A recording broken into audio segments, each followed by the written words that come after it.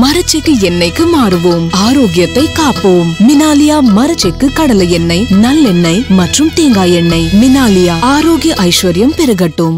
கட்சியில ஜெயிக்கணும் தேர்தல்னா ரெட்டல் இருந்தா மட்டும் தான் ஜெயிக்க முடியும். அந்த ரெட்டலை கொடுக்கக்கூடிய அதிகாரம் எலெக்ஷன் கமிஷன் இருக்கு. அந்த எலெக்ஷன் கமிஷனோட குடுமி டெல்லி இருக்கு. நாங்களே ஒரு அதிமுக ஃபார்ம் பண்ணி ரெட்டலை வச்சு செங்கோட்டையன் தலைவராக போட்டு ஒரு ஒரு காட்சியை பண்ணிட்டாங்கன்னா முடிஞ்சு போச்சு. இல்லை, அதே நேரத்தில் அப்போ ரெட்டலை வந்து முடக்கப்பட வாய்ப்பு இருக்குங்கிறீங்க.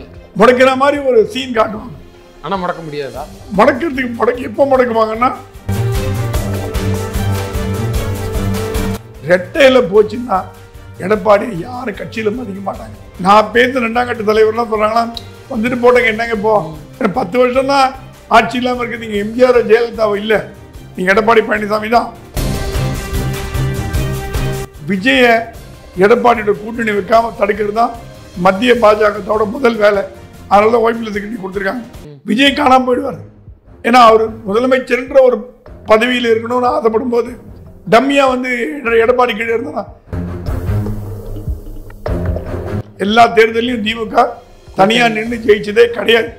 மார்ச் ஏப்ரலுக்கு அப்புறம் தமிழ்நாட்டு அரசியல் பயங்கரமா சூடு பிடிக்க தொடங்க போது. ஆனால் அண்ணாமலை அவர்கள் வந்து இதுக்கு நேர் எதிராக இருக்கிற மாதிரி தானே நம்ம வரக்கூடிய சூழ்நிலையெல்லாம் பார்க்கும்போது தெரிய வருது. அண்ணாமலை வந்து அவர் கருத்து சொல்லிட்டார் டெல்லியில. எனக்கு அதிமுக கூட்டணி பிடிக்கலன்னு சொல்லிட்டார். 2014 அமைச்சர் சொன்னாரு, அதிமுக பாஜக கூட்டணி இருந்தா மட்டும்தான் தமிழ்நாட்டில் ஆட்சி பிடிக்க முடியும்னு ஃபீல் பண்ணார். சீமான், விஜய், அதிமுக, பாஜக 4 வந்ததுன்னா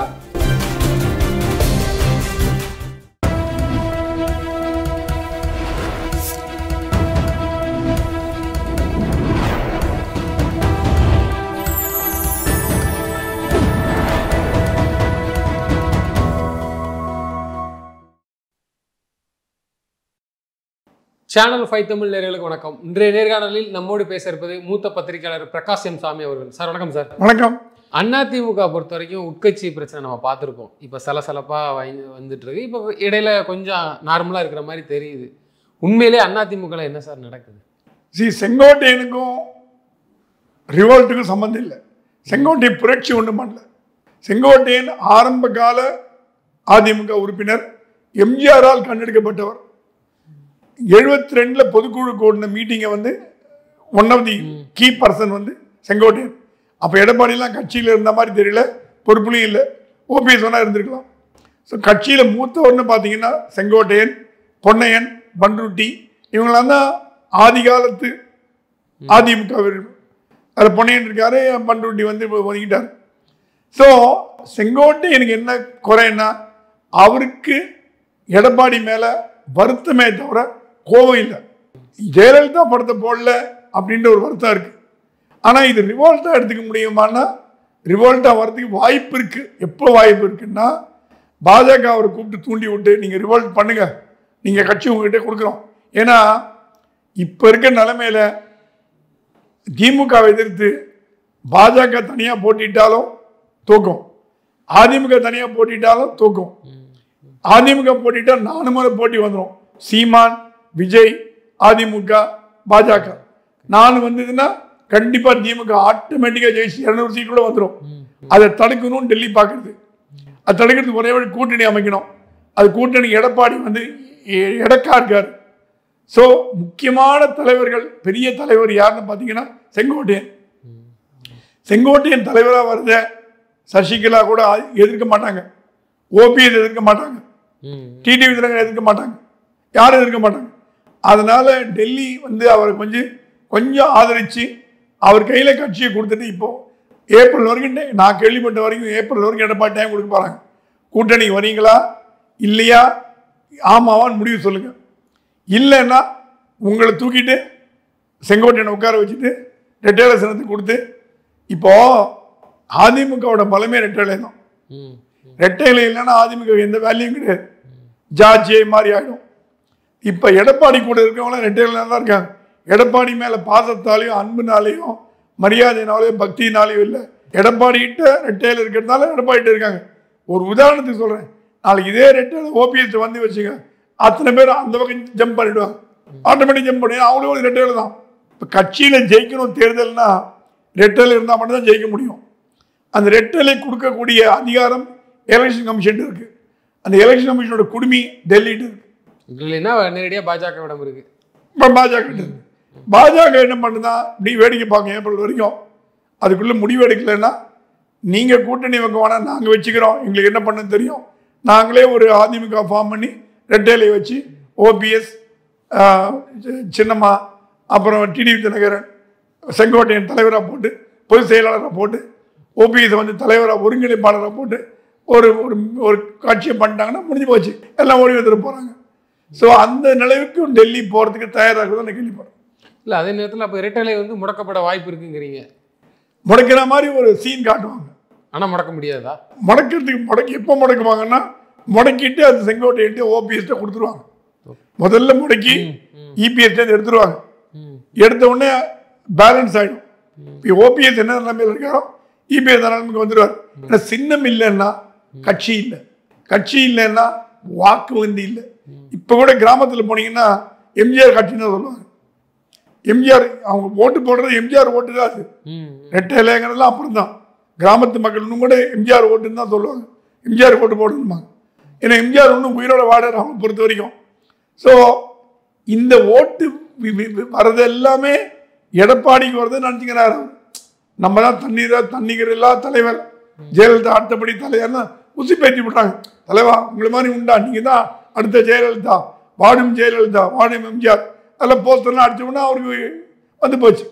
உண்மை நிலவரம் தெரியாமல் பேசுகிறாரு. ரெட்டையில் போச்சுன்னா எடப்பாடியை யாரும் கட்சியில் மதிக்க மாட்டாங்க. அவருக்கே தெரியும். தெரிய வேண்டிய காலத்துக்கு கட்டாயத்துக்கு டெல்லி அவர் உண்டாக்குவான்னு நினைக்கிறேன். இல்லை, அவர் அதே நேரத்தில் உறுதியாக இருக்காரு. என்ன பிரச்சனைலாம் நடந்தால் எனக்கு பரவாயில்ல, நான் ஆனால் பாஜகவுடான கூட்டணி இல்லைன்னு. ஏன்னா நீங்கள் சொல்கிறீங்க எடப்பாடி பழனிசாமிக்கும் நடக்கிற சுச்சுவேஷன் நல்லாவே தெரியும். தெரிஞ்ச இந்த மாதிரியான ஒரு மூமெண்ட்லாம் ஒரு பக்கம், இன்னொரு பக்கம் வேலுமணி அவர்கள் பையன் திருமணத்தில் ஒரு பெரிய மாற்றம் திருமணத்துக்கு அப்புறம் இருக்குன்னு சொல்கிறாங்க. அதெல்லாம் எப்படி பார்க்க? எடப்பாடியை தவிர அதிமுக எல்லாருமே பாஜக கூட்டணி விரிக்கிறாங்களான்னு கேட்டால் இல்லை. நான் பேச 2ஆம் கட்ட தலைவர்லாம் சொல்கிறாங்களா, வந்துட்டு போட்டேங்க, என்னங்க இப்போ பாஜக வந்துட்டு போட்டோமே, 3 தேர்தலில் 2 தேர்தலில் கூட்டணிலாம் போட்டி போட்டோம், வாஷ் அவுட் ஆகிடுச்சு ஏடிஎம்கே. பாராளுமன்ற தேர்தலில் வாஷ் அவுட்டு. அதே மாதிரி திருப்பி 300 வாட்டி ஆச்சுன்னா என்ன பண்ணுறதுன்னு பயப்படுறாங்க. இன்னொரு தடவை டிஎம்கே வந்து வச்சுங்க, அதிமுக கரைஞ்சி போயிடும், உனக்கு காணாம போயிடும், கண்டிப்பாக காணாம போயிடும். ஏன்னா 10 வருஷம் தான் ஆட்சி இல்லாமல் இருக்குது. நீங்கள் எம்ஜிஆர் ஜெயலலிதாவை இல்லை, நீங்கள் எடப்பாடி பழனிசாமி தான். அதை உணரணும் முதல்ல. அந்த நிலைமையை தடுக்கிறதுக்கு தான் அமித்ஷா சொல்லலாம் ஒரு கூட்டணி வச்சு உங்களை முதலமைச்சராக்கணும். கேட்கலாம், என்னங்க உங்களுக்கு பிரச்சனை? ஓபிஎஸோட என்ன துரோகம் பண்ணார் அவரு? என்ன அப்படி கட்சி காட்டி கொடுத்தாரு? டிஎம்கேவோட கூட்டணி வச்சாரா, அலையன்ஸ் வச்சாரா? என்ன ஒரு வாய்க்கால் சண்டை? எல்லாம் விட்டு போங்க, ஒன்றா சேர்த்துட்டு போங்க. ஏன்னா போன தேர்தலில் 15-20 சீட்டு அதிமுக தோத்ததுக்கான டிடிவி தினகரன் குடும்பத்தையே சொல்லிட்டாரு. எல்லாரும் உங்களுக்கு தெரியும், எனக்கு தெரியும். அந்த 15 சீட்டு அதிமுக வந்திருந்ததுன்னா மைனாரிட்டி கவர்மெண்ட்டாக ஃபார்ம் பண்ணிருக்கும் டிஎம்கே. இல்லையா அதிமுக வந்து ஸ்லைட் எட்டும் வந்திருக்கும். அந்த 15-20 சீட்டுலாம் வித்தியாசமே இருக்கு, நெருக்கி இருக்கும். அந்த மாதிரி திருப்பி ஆகக்கூடாதுன்னு நினைக்கிறாங்க. அதனால தான் சொல்கிறாங்கன்னா, இப்போ வந்து விஜய் வந்திருக்கார் உள்ள, விஜயும் அதிமுக கூட்டணி வரணும்னு எதிர்பார்க்குறாரு எடப்பாடி. எடப்பாடிக்கு என்ன அதனை விஜயோட கூட்டணி வச்சு ஜெயிக்கலான்னு. விஜய எடப்பாடியோட கூட்டணி வைக்காம தடுக்கிறது தான் மத்திய பாஜகத்தோட முதல் வேலை. அதனால தான் OPL செக்ரட்டரி கொடுத்துருக்காங்க. அப்போ உண்மையிலே எடப்பாடி பழனிசாமிக்கு விஜய் அவரோட இணைஞ்சு கூட்டணியை சந்திக்கணும் தான், தேர்தலை சந்திக்கணும் தான் ஒரு ஐடியா கண்டிப்பா. ஏன்னா அவர் தெரிஞ்சு போச்சு, தனியாக போட்டி போட்டு ஜெயிக்க முடியாதுன்னு தெரிஞ்சு போச்சு. பாஜக பக்கம் பார்த்து அவர் இஷ்டம் இல்லை. விஜயை சமாதானப்படுத்தி விஜயோட போனான். ஆனால் விஜய் வந்து அதிமுகவோட போனால் அதிமுக லாபம், விஜய்க்கு நஷ்டம். விஜய் காணாமல் போயிடுவார். ஏன்னா அவர் முதலமைச்சர்ன்ற ஒரு பதவியில் இருக்கணும்னு ஆசைப்படும் போது டம்மியாக வந்து எடப்பாடி கீழே இருந்தா, இங்கே எடப்பாடியை முதலமைச்சராகிறதுக்காக விஜய் கட்சி ஆரம்பித்தார். என்னங்க வேடிக்கையாக இருக்கு. அவர் ஆரம்பிச்சு அவர் முதலமைச்சர் ஆனோன்னு இல்லை, முதல்ல துணை முதல்வர் ஆகிட்டு அப்புறம் கூட அந்த இடத்த கூட பிடிக்க ட்ரை பண்ணலாம்ல. ட்ரை பண்ணலாம். ஒரு துணை முதல்வர் பதவி கொடுப்பாரான்னு தெரியலையே. துணை முதல்வர் அண்ணாமலைக்கு துணை முதல்வர் பதவி கொடுக்க மாட்டார்ன்றவர் விஜய்க்கு மட்டும் எப்படி கொடுப்பாரு? கொடுக்க மாட்டார். ஸோ விஜயை அப்படி அந்த லெவலுக்கு போடாமல் தடுக்கிறது தான் டெல்லி வேலை. டெல்லி இப்போ விஜய் வந்து அரசியலுக்கு புதுசு, நீண்ட நாள் அரசியல் அனுபவம் இல்லாதவர். அவர் வழி கொண்டு வரதுக்கு டெல்லிக்கு பல வழி இருக்கு.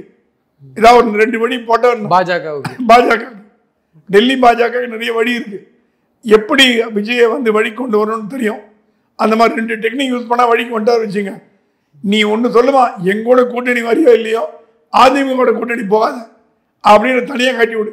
ஒரு ஞாபகம் நினைக்கிறேன், மக்கள் நல கூட்டணின்னு ஆரம்பிச்சாங்க. மக்கள் நல கூட்டணி வந்த அப்புறம் தான் அதிமுக ஜெயிச்சது. திமுக கூட்டணி போகக்கூடாது வந்தாங்க. அந்த மாதிரி மக்கள் நல கூட்டணி ஆரம்பிச்சு ஓட்டை சிதறடிங்க அப்படின்னு சொல்லுமே தவிர அதிமுக கூட்டணி போறதுக்கு பாஜக எந்த நாளும் ஒத்து வராது. இல்ல அப்படி மக்கள் நல கூட்டணி மாதிரி திரு விஜய் வந்து அப்படி ரெடி பண்ணாங்கன்னா பாஜக ஜெயிக்கும் நினைக்கிறீங்களா, அதிமுகவே வரும் நினைக்கிறீங்களா? இல்ல, அப்போ வந்து ஸ்பிளிட் ஆகும் வாக்குகள். மக்கள் நல கூட்டணி வந்து திமுக வந்து கேக் வாக்கு இருக்காது. அந்த மக்கள் நல கூட்டணி யாரெல்லாம் இருப்பாங்கன்னா விஜய், திருமாவளவன், அப்புறம் வந்து கம்யூனிஸ்ட், காங்கிரஸ் வரதுக்கு வாய்ப்பு உண்டு. ஏன்னா ராகுல் காந்தியை விஜய் பார்த்துட்டு வந்துட்டாரு. அப்ப திமுக தனித்து விடப்படும் திமுக தேர்தல் சந்திப்பது அபாயகரமானது. இதுவரைக்கும் திமுக தேர்தலை தனியாக சந்திச்சு வின் பண்ணதே கிடையாது. உங்களுக்கு தெரியும், எல்லா தேர்தலையும் திமுக தனியாக நின்று ஜெயிச்சதே கிடையாது. திமுகவை பலவீனப்படுத்துறதுக்கு பாஜக என்ன பண்ணுன்னா, நீ எல்லாம் ஒன்றா சேருங்க. இன்னைக்கு கேட்கலாம், எப்படிங்க உள்கட்சி தலையிட முடியும்னு. அதுதான் பாஜக. மற்ற கட்சியில் தலையிட்டு ஏக்நாத் ஷிண்டே அப்போ உருவாக்கலையாங்க மகாராஷ்டிராவில். நீங்க தான் பார்த்துட்டே இருந்தீங்க. அதனாலதான் பயப்படுறாரு. ஏக்நாத் ஷிண்டே உருவாக்குன மாதிரி நீங்க இன்னொரு ஏக்நாத் ஷிண்டே உருவாக்குறது எவ்வளோ நேரம் ஆகுது? அது இல்லை, இந்த வேலையெல்லாம் டெல்லி மார்ச்சுக்கு அப்புறம் கையில் எடுக்கும்னு கேள்விப்படுறேன். மார்ச் ஏப்ரலுக்கு அப்புறம் தமிழ்நாட்டு அரசியல் பயங்கரமாக சூடு பிடிக்க தொடங்க போது அதோட அச்சாரம் தான் இப்போ இருக்குது. பாஜகவில் வந்து எல்லாருமே வந்து அதிமுக கூட்டணியை விரும்புகிறாங்களா? அவங்களுக்கு பாஜக தெரிஞ்சு போச்சு, தனியாக போட்டி போட்டு தமிழ்நாடு சட்டசபை தேர்தலில் ஜெயிக்க முடியாது. அடுத்தது அவங்களுக்கு தோதா இருக்கிற கட்சி எதுன்னு பார்த்தீங்கன்னா அதிமுக தான். சாஃப்ட் இந்துத்துவா, கிட்டத்தட்ட ரெண்டுக்கும் பெரிய வித்தியாசம் கிடையாது. அது இல்லாமல் அதிமுக கூட போனால் வாக்கு வங்கிங்கிறது டிரான்ஸ்ஃபர் ஆகும். இப்போ வேற கட்சியோட வச்சிங்கன்னா டிரான்ஸ்ஃபர் ஆகாது வாக்கு வங்கி. அதிமுக டிரான்ஸ்ஃபர் ஆகும். 4 எம்எல்ஏ ஜெயிக்க வச்சாங்க. 4 எம்எல்ஏ ஜெயிக்க வச்சவங்களால 40 எம்எல்ஏ ஜெயிக்க வைக்க முடியாது ஒரு கேள்வி வருது. அதனால தான் இப்போ நயினார் நாகேந்திரன்லாம் வந்து அதிமுக கூட போனோம், தமிழிசை போனோம்னு சொல்கிறதெல்லாம் இதுதான் காரணம். அவங்களுக்கு அவங்க எம்எல்ஏ வரணும், அவங்க பதவி வரணும். நாளைக்கு டிஎம்கே ஏடிஎம்கே, நாளைக்கு ஏடிஎம்கே வந்து ஒரு மந்திரி சபை அமைச்சு கூட்டணி வந்ததுன்னா கூட்டணி மந்திரி சபை வரத்துக்கு துண்டு போட பார்க்குறாங்க. ஸோ ஜென்ரலாக வந்து பிஜேபியில் வந்து அதிமுக கூட போவேண்டான்னு சொல்கிறவங்க ரொம்ப கம்மி. அதிமுக கூட போனால் தப்பு இல்லைன்னு நினைக்கிறவங்க தான் அதிகம். ஸோ அந்த ஒரு ஃபீலிங் தான் பிஜேபியில் இருக்குன்னு நான் நினைக்கிறேன். ஆனால் அண்ணாமலை அவர்கள் வந்து இதுக்கு நேர் எதிராக இருக்கிற மாதிரி தானே நம்ம வரக்கூடிய சூழ்நிலையெல்லாம் பார்க்கும்போது தெரிய வருது. அண்ணாமலை வந்து அவர் கருத்தை சொல்லிட்டார் டெல்லியில, எனக்கு அதிமுக கூட்டணி பிடிக்கலன்னு சொல்லிட்டாரு. அதற்கு மேலே முடிவெடுக்க வேண்டியது டெல்லி தான். இல்லை, அது ஒரு நல்ல ஒரு வாய்ப்பு தானே. ஏன்னா நம்ம அதிமுகவோட கூட்டணி வைக்காமையே பாராளுமன்ற தேர்தலில் இவ்வளோ ஓட்டு வாங்கிட்டோம், பிரதான எதிர்கட்சி சரியாக செயல்படல. ஸோ இதை வந்து நம்ம பயன்படுத்திக்க பார்க்கணும் தானே திரு அண்ணாமலை அவர் நினைக்கிறேன். அண்ணாமலை நினைக்கிறது தப்பு இல்லை. ஆனால் டெல்லி என்ன நினைக்கிறதுனா, கூட்டணி இல்லாமல் இப்போ இல்லைங்க, 2014 அமைச்சர் சொன்னாரு அதிமுக பாஜக கூட்டணி இருந்தால் மட்டும்தான் தமிழ்நாட்டில் ஆட்சி பிடிக்க முடியும்னு ஃபீல் பண்ணார். 2019 ரொம்ப எம்பசைஸ் பண்ணார். 2019 தான் அப்போ தான் அமித்ஷா சொன்னாராம் எப்படியாவது கூட்டணி வருங்கன்னு. அந்த பீரியடில் தாண்டி போச்சு. அப்புறம் கூட்டணி எல்லாம் போயிடுச்சு. இப்போ வந்து பாஜக தனியாக போட்டிட்டு ஒரு 200 சீட் பிடிக்கிற லெவலில் இருக்கான்னு கேட்டால் கண்டிப்பாக இல்லைன்னு தான் நான் சொல்லுவேன். ஒரு 10 சீட் பிடிக்கலாம், 10 சீட் போராது. சட்டமன்றத்துக்கு தனியாக போட்டிட்டு ஒரு 5-10 சீட் பிடிக்க முடியும், அதுக்கு மேலே போட்டிட்டு ஜெயிக்க முடியாது. ஆனால் டெல்லி என்ன நினைக்குதான், இந்த மாதிரி நீங்கள் 20 அவங்க 10 30 வந்தால் திமுக மறுபடியும் வந்துடும். டெல்லியோட ஒரே நோக்கம் திமுக பதவி விட்டு போகணும். யார் முதலமைச்சர்கள் அப்புறம் முடிவு பண்ணிக்கலாம், அண்ணாமலையா எடப்பாடியா ஓபிஎஸ்ஸா செங்கோட்டையா அப்புறம் முடிவு பண்ணலாம். முதல்ல திமுக வீட்டுக்கு போகணும். திமுக வீட்டுக்கு போகிறதுக்கு என்ன பண்ணணும், கூட்டணி பலமாக இருக்கணும். ஏன்னா இப்போ என்ன நடக்கிறதுனா, போன தேர்தலில் திமுக ஜெயிச்சதுக்கு காரணம் வாக்கு செதறி போச்சு. இப்போ இது திமுக நம்ம தான் 26 நம்ம தான். 200 சீட் சொல்கிறார் அவர் ஸ்டாலின். 200 சீட் நிச்சயம். அவருக்கு தெரியும் கூட்டணி வராது, தனித்தனியாக போடுவாங்க. திமுக எதிர்ப்பு போட்டிகள் சிதறுனா திமுக லாபம். அந்த கால்குலேஷனை உடைக்கிறது தான் மத்திய பாஜகவோட வேலையா இப்போ ஆரம்பிச்சிட்டாங்க. இல்லை, அதே மாதிரி நம்ம அதை இப்படியும் பார்க்கலாமா, முதல்ல பாஜக வந்து அதிமுகவுடான கூட்டணியை விரும்பி தான் தேர்தலை சந்திக்கணும்னு ஆசைப்படுறாங்க. அப்படி சந்திச்சு அதில் வெற்றி பெற்று அதுக்கப்புறம் ஒரு ஏக்நாத் ஷிண்டே மாதிரி உருவாக்கி விட்டுறாங்களோ? இல்ல அந்த இடத்த பாஜக பயன்படுத்திக்குமோ? நான் அப்படி பாத்தீங்கன்னா ஜெயலலிதா இறந்த பிறகு எடப்பாடி சீஃப் மினிஸ்டர் வந்தார். 4 ஆண்டு காலம் அவர் சீஃப் மினிஸ்டர் அலோவ் பண்ணது யார்? டெல்லி. டெல்லி நினைச்சிருந்தாங்கன்னா 2வது மாதமே எடப்பாடி தூக்கி போட்டு ஒரு பிஜேபி சீஃப் மினிஸ்டர் போட்டுக்க முடியும். ஆனால் அது அவங்க பண்ணல. தெரியும் பண்ணால் அவங்களுக்கு தமிழ்நாட்டில் வேலை ஆகாதுன்னு தெரியும். தமிழ்நாட்டில் இந்த மகாராஷ்டிரா பாணியெல்லாம் கடைபிடிக்க முடியாது. தமிழ்நாட்டு மக்கள் ரொம்ப ஷூட் பீப்புள் அவங்க. அது நடக்காது. அதனால எடப்பாடியோட அட்ஜஸ்ட் பண்ணிட்டு போகுமே தவிர எடப்பாடி மறந்து பிடிச்சாருன்னா அவர் தூக்கிட்டு செங்கோட்டையின போடும். ஆனால் எடப்பாடி மடிக்கு வந்துட்டாருன்னா அவர் முதலமைச்சர் ஆக்கிட்டு அண்ணாமலை துணை முதலமைச்சர் ஆக்கிட்டு ஒரு கூட்டணி மந்திரி மாதிரி பண்ணி கண்ட்ரோல் டெல்லிட்டு தான் இருக்கும். இங்கே 4 ஆண்டு காலம் எடப்பாடி சீஃப் மினிஸ்டர் யார் தயவில்? பிஜேபி தான் இருந்தார். பிஜேபி இல்லாமல் அவர்கள் இருந்திருக்க முடியாதே. பிஜேபி ஒரு கண்ணா செஞ்சாங்கன்னா இடம் காலியாக இருக்கும். பிஜேபி ஏன் அலோவ் பண்ணிட்டுன்னா சரி நமக்கு தெரிஞ்ச வர்ற நமக்கு வேணுங்கிற இருந்துட்டு போட்டோம் அப்படிங்கிற எண்ணம். அதே எண்ணத்தில் தான் இப்போ 26லையும் எடப்பாடி சீஃப் மினிஸ்டராக வரத்துக்கு டெல்லி எந்த விதமான மறுப்பும் தெரிவிக்கல. ஆனால் கூட்டணி வரணும், கூட்டணி அரசாங்கம் அமையும்னு டெல்லியோட ஆசை. அப்படி கூட்டணி அரசாங்கம் அமைக்கும் பட்சத்தில் பாஜகவுக்கு நிச்சயமாக அமைச்சர் பதவி கொடுக்கப்படுங்க. கண்டிப்பா ஒரு துணை முதலமைச்சர் ஒரு 4-5 கேபினெட் மினிஸ்டர் கேட்கறதுக்கு தயாராக இருக்காங்க. இல்லை பாஜக கேட்கும்பொழுது பாஜகவுக்கு துணை முதலமைச்சர் கொடுக்கறதுக்கு ஒருவேளை அதிமுக தயாராக வந்தாலும் அதே நேரத்தில் அதிமுக விஜயுடனான கூட்டணி வரும்போது விஜய்க்கு துணை முதலமைச்சர் கொடுக்க மாட்டாங்களாங்கிறது என்ன நிச்சயங்கிறது? விஜய்க்கோட கூட்டணி போனோன்னு எடப்பாடிக்கு ஆசைதான். ஆனால் தடுக்குதே டெல்லிங்கிற ஒரு பவர்ஃபுல் ஆயுதம், ஒரு பவர்ஃபுல் சக்தி. டெல்லி மட்டும் இல்லைன்னா கூட்டணி வச்சு போயிட்டே இருப்பாரு. டெல்லிங்கிற சக்தி தமிழ்நாட்டை ஆட்டுவிக்க பார்க்குது, அது கண்ட்ரோல் பண்ண பார்க்குது. யார் யாரோட சேரணும், யார் கூட இருக்கணும், யாரோட போகக்கூடாது, இதெல்லாம் டெல்லி. இது நீங்கள் தப்பா ரைட்டான்னு கேட்டீங்கன்னா எங்கிட்ட பதில் கிடையாது. தப்பாகலாம் ரைட்டாக இருக்கலாம். ஏன்னா டெல்லி அப்படி தான் பண்ணும். அமித்ஷா மாதிரி ஆட்கள்லாம் அவங்கெல்லாம் கைதேர்ந்த அரசியல்வாதிகள். அவங்கள மாதிரி ஒரு திறமையான அரசியல்வாதிகள் நீங்கள் பார்க்க முடியாது. அவங்க ஸ்கீமர், அப்படியே மாற்றி அமைக்கிறதுல கில்லாடிங்க. அவங்களோட வழிகாட்டுதல் பேர் நடக்கக்கூடிய விஷயங்கள் தான் இப்போ நடந்துட்டு தமிழ்நாடு நடந்துட்டு வருது. நிச்சயமா சார், தொடர்ந்து தங்களது கருத்துக்களை பயந்தமைக்கு நன்றி. நன்றி.